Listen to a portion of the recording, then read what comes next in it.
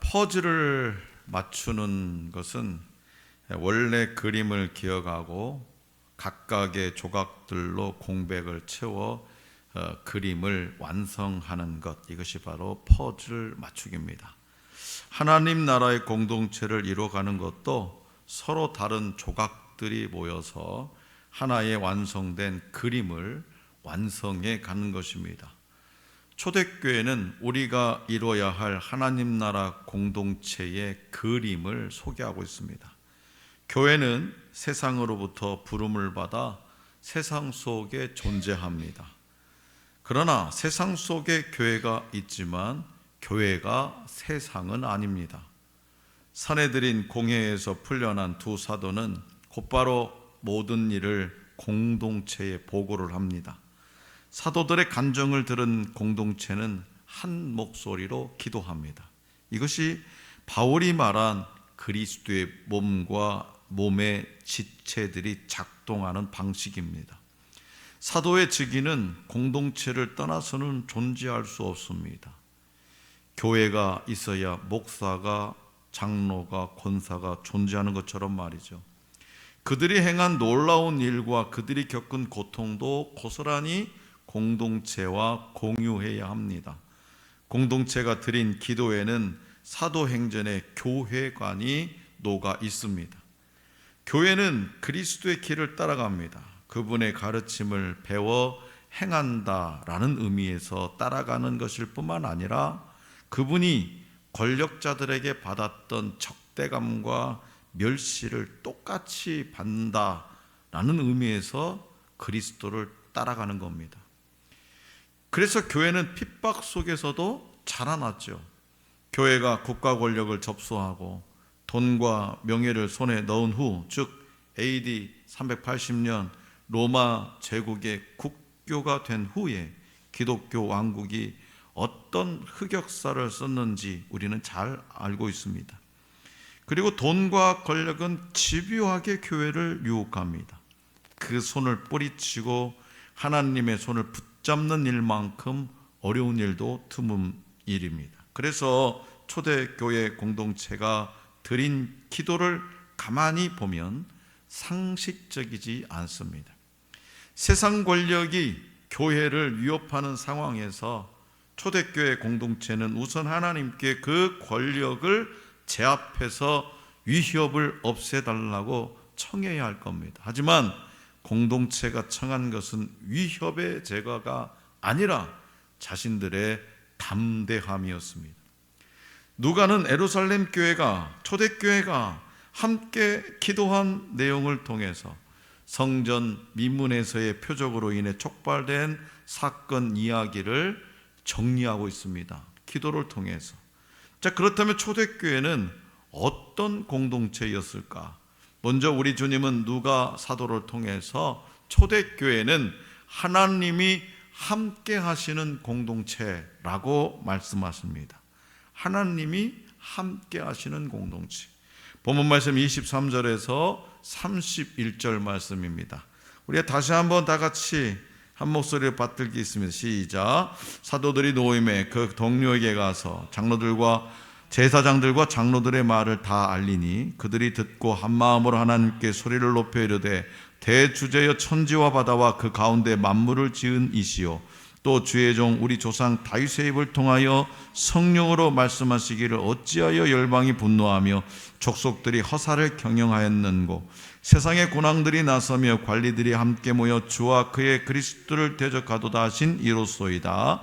과연 헤롯과 본디오 빌라도는 이방인과 이스라엘 백성과 합세하여 하나님께서 기름 부으신 거룩한 종 예수를 거슬러 하나님의 권능과 뜻대로 이루려고 애정하신 것을 행하려고 이 성에 모였나이다. 주여 이제도 그들의 위협함을 굽어보시옵고 또 종들로 하여금 담대히 하나님의 말씀을 전하게 하여 주시오며 손을 내밀어 병을 낫게 하시옵고 표적과 기사가 거룩한 종 예수님의 이름으로 이루어지게 하옵소서 하더라. 빌기를 다하매 모인 곳이 진동하더니 무리가 다 성령이 충만하여 담대히 하나님의 말씀을 전하니라. 아멘. 23절에서 이 동료라는 말, 동료, 이 동료의 헬라어 이디오이는요, 그들, 자신의 사람들이라는 뜻이에요. 복수형이죠. 그들, 자신의 사람들. 여기서는 서로 신뢰하는 친근한 사람들을 뜻하기 때문에 다른 사도들과 베드로와 요한, 그 외에 다른 사도들과 다락방에서 함께 기도하던 120여 명의 제자들을 가리킵니다. 다시 말해서 베드로와 요한이 행하고 겪은 일들은 이 초대교회 신자 공동체 전체가 행하고, 베드로와 요한만 당하고 멸시당하고 고통당하고 이런 것이 아니라 공동체 전체가 행하고 겪은 일이다 라는 것을 이 동료라는 말에 담겨 있다는 거죠. 그래서 사도들의 보고를 들은 공동체는 회의나 토론 대신 어떻게 할까? 이 난국을 회의나 토론하는 대신에 한 마음으로 기도합니다. 당시 산헤드린 공회의 제사장들과 장로들의 말은 초대교회에게 선전포고와도 같은 위협이었습니다. 선전포고, 내 말대로 안 하면 가만두지 않겠어 너희들, 이런 선전포고 같은 위협이었습니다. 이때 초대교회는 히스기야 왕이 그랬듯이 하나님의 이름을 소리 높여 부릅니다. 24절 하반절입니다. 대주제여 천지와 바다와 그 가운데 만물을 지은 이시오.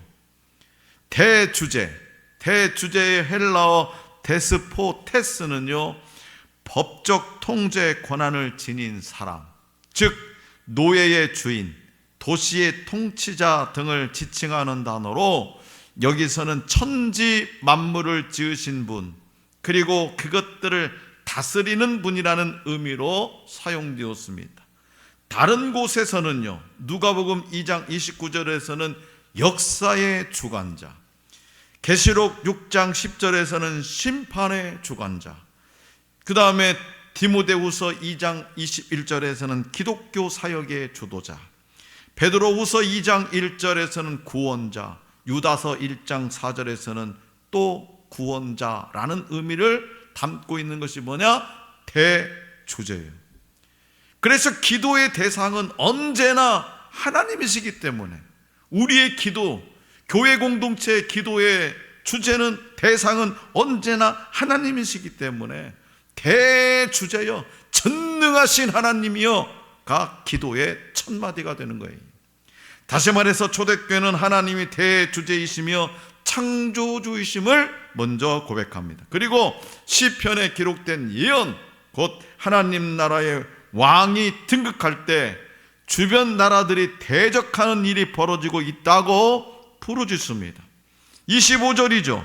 또 주의 종 우리 조상 다윗의 입을 통하여 성령으로 말씀하시기를 어찌하여 열방이 분노하며 족속들이 허사를 경영하였는고.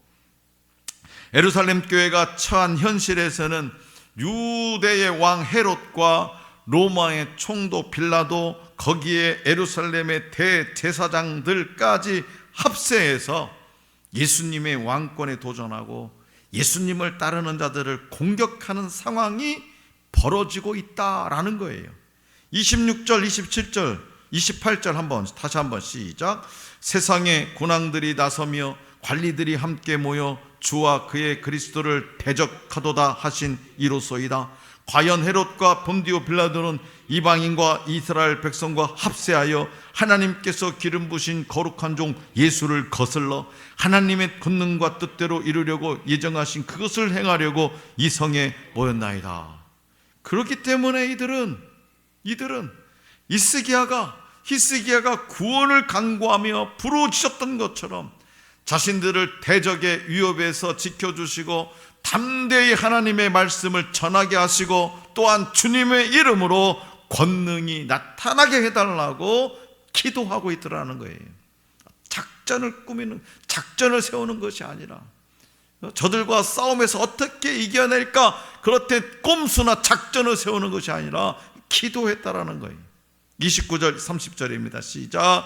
주여 이제도 그들의 위협함을 굽어보시옵고 또 종들로 하여금 담대히 하나님의 말씀을 전하게 하여 주시오며 손을 내밀어 병을 낫게 하시옵고 표적과 기사가 거룩한 종 예수의 이름으로 이루어지게 하옵소서 하더라. 아멘.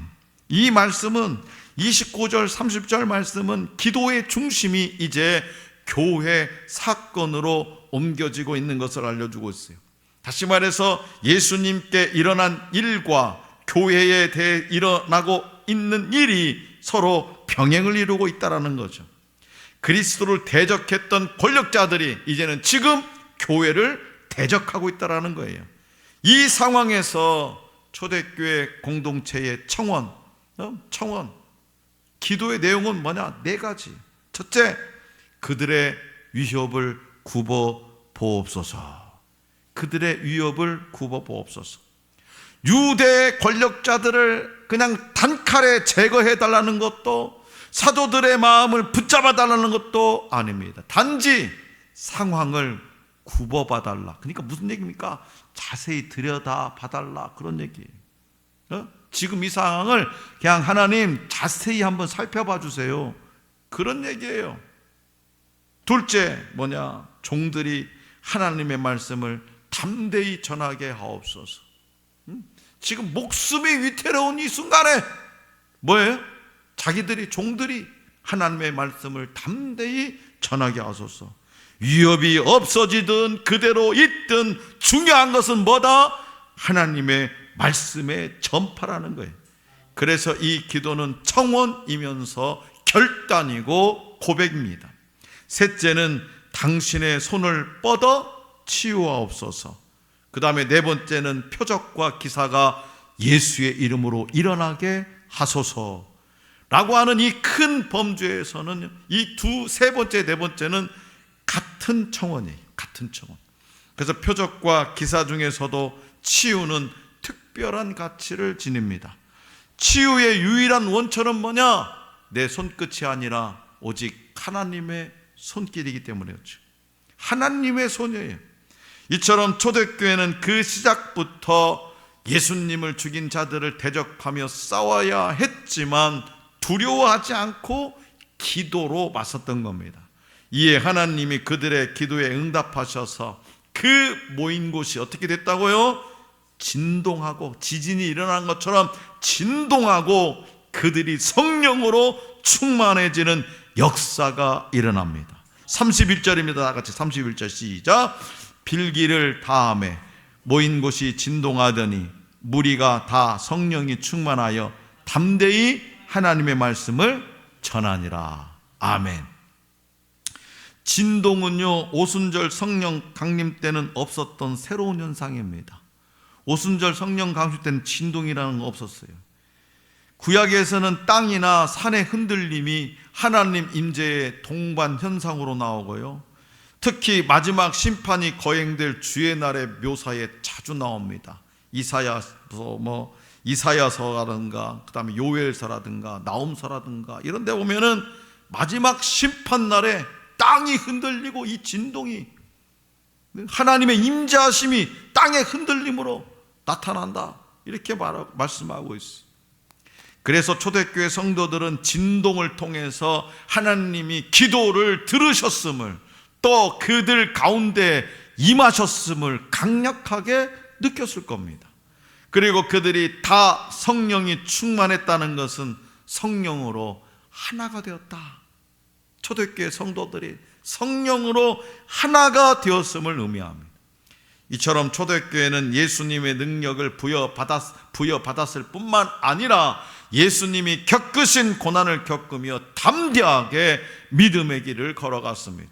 고난을 두려워하거나 피하지 않았습니다. 하나님께 기도함으로 맞서는 자는 하나님이 그들의 편이 되시기에 결국 모든 고난을 이길 수 있음을 세상 가운데 보여주는 증인이 되었습니다. 한마음 한뜻으로 기도함으로 예수님을 닮은 자들의 공동체가 되었습니다. 그렇기 때문에 우리 하늘 소망교회도 한마음 한뜻으로 기도함으로 예수님을 닮은 자들의 공동체가 될 수 있기를 원합니다. 그 어떤 고난과 역경에도 하나님을 향한 절대 믿음, 절대 신앙으로 예수님 닮은 공동체가 될 수 있기를 원합니다. 자, 둘째로 우리 주님은 누가 사도를 통해 초대교회는 하나님의 질서로 세워진 공동체라고 말씀하십니다. 하나님의 질서로 세우신 공동체. 본문 말씀 32절에서 37절입니다. 다 같이 시작. 믿는 무리가 한 마음과 한 뜻이 되어 모든 물건을 서로 통용하고 자기 재물을 조금이라도 자기 것이라 하는 이가 하나도 없더라. 사도들이 큰 권능으로 주 예수의 부활을 증언하니 무리가 큰 은혜를 받아 그 중에 가난한 사람이 없으니 밭과 집 있는 자는 팔아 그 판 것의 값을 가져다가 사도들의 발 앞에 두매 그들이 각 사람의 필요를 따라 나누어 줌이라. 구브로에서 난 레위족 사람이 있으니 이름은 요셉이라. 사도들이 일컬어 바나바라 번역하면 위로의 아들이라 하니 그가 밭이 있음에 팔아 그 값을 가지고 사도들의 발 앞에 두니라. 아멘. 초대교회는 외적으로 성전과 갈등을 겪어야 했고요. 성전과 갈등을 겪어야 했고 내부적으로도 발생하는 문제를 해결해야 했습니다. 그러나 모든 문제를 주님의 능력과 지혜로 해결해 감으로써 오히려 복음의 권능을 더욱 발휘할 수 있었어요. 초대교회 성도들은 자기 재물까지도 서로 통용할 정도로 긴밀한 공동체가 되었습니다. 어떤 제도나 강압에 의한 것이 아니라 사도들이 큰 권능으로 예수 그리스도의 부활을 증언했고 그로 인해 받은 은혜 때문에 자발적으로 이루어진 일이었습니다. 또한 자기 물건을 아낌없이 나눌 수 있다는 것은 가족이라는 인식이 없으면 불가능하죠. 그래서 초대교회 성도들은 서로를 가족 공동체로 여겼기에 온전한 나눔과 섬김을 실천할 수 있었던 겁니다. 이러한 공동체는요, 어떤 상상 속에나 소설 속에서나 있을 법한 정말 현실적이지 않은 모습이죠. 그잖아요. 오늘날 우리 공동체에도 자기 재산 팔아가지고 목사님 제가 내 재산이 2천만 원인데요, 이거 다 나눠가지고 성도들 좀 부족한 사람 나눠주고 좀 그렇게 해주세요. 그럴 사람 있어요? 목사님 내가 이제는요 인생 말년에 아파트 한 채 남았는데 이놈 팔아가지고 우리 교회 공동체 이렇게 있냐고요. 현실적이지 않은 모습이죠. 소유욕은 본능입니다. 소유욕, 내 것, 움켜쥐는 것, 이건 본능이에요. 외부의 강제적인 힘이 아닌 자발적으로 형성된 이러한 공동체의 모습은 성령의 강권적인 역사로 가능한 일이었습니다. 당시에는요, 밭과 집이 있는 사람이라면 상위 10% 안에 드는 부유한 사람이었대요. 상위 10%, 밭과 집만 있어도.